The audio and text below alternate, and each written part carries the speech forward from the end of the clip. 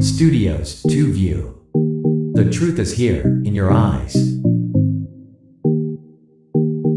So this is a very good occasion, but it's a particularly good occasion because we greatly value Ghana's leadership and your leadership in West Africa, the important efforts on regional security.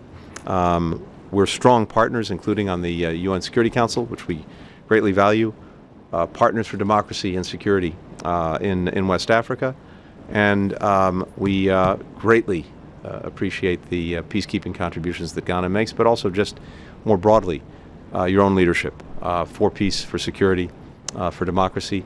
Many challenges, but we're grateful to actually be facing them together, and really pleased to have you here this week for the summit. So thank you, Mr. President. Appreciate the time. So, Mr. Secretary, thank you very much. We'll just thank the American government for the invitation to participate in this summit. I think it's a summit that's been long overdue. I believe it's the second. The last time was, over 10 years ago. Yeah, perhaps we should be doing more. But it's good that it has happened. It gives us an opportunity to talk about many common threats and challenges that we have, which you've identified.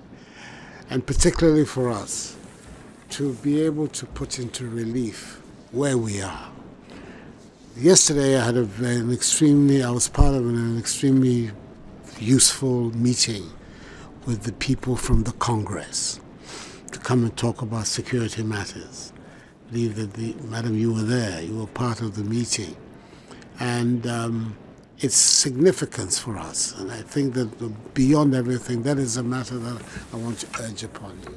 Today, Russian mercenaries are on our northern border. Burkina Faso has now entered into an arrangement to go along with Mali in employing the Wagner forces there. I believe a mine in southern Burkina has been allocated to them as a form of payment for their services. Prime Minister of Burkina Faso in the last 10 days has been in Moscow. And to have them operating on our northern border is particularly distressing for us in Ghana. Apart from not accepting the idea of great powers once again making Africa their theater of operation, we have a particular position that you know about over the Ukraine war, where we have been very, very vocal and upfront about condemning the invasion of Russia by Russia.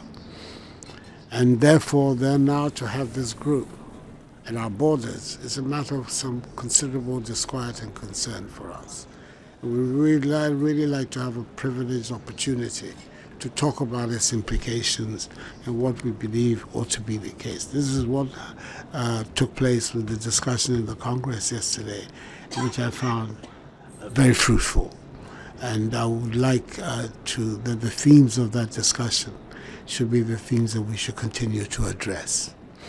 To what extent we can have you as a partner in confronting these threats. It is very important that ECOWAS and the West African area remains a democratic space. It's the reason for the actions we took over the coups d'etats in Burkina Faso, in Mali, and in Guinea. And ECOWAS has been very consistent in refusing to deal with these governments because of the undemocratic nature of their accession to power. The commitment to democratic values and institutions is a high priority for our states. We in Ghana have been through all kinds of arrangements, governance arrangements in the past, one-party state, all kinds of experiments have taken place.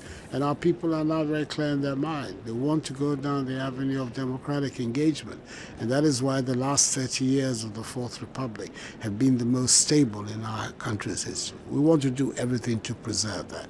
But there are enemies of democracy who are working hard in West Africa today. And therefore, it's important that we bring that matter to your notice and see to what extent we can engage you as a reliable partner in the pushback of those forces. There are other areas, of course, of great significance too: the cooperation for economic growth and for the development and for the making of prosperity for our people, which is to some extent part and parcel of the same fight. Because if the young people have things to do, they're not going to be recruits for terrorist forces. So all of that is part and parcel. But specifically, what we can do about the terrorist threat in West Africa is now the major security concern of all our states, especially the coastal states, that up till now, to the last 6 months, have been relatively free of this threat. But now on all our common borders of Benin, Togo, Ghana, Cote d'Ivoire, are these forces that are operating there. And we have to find a way to be able to respond, and respond effectively to protect our populations from. Studios 2 View. The truth is here, in your eyes.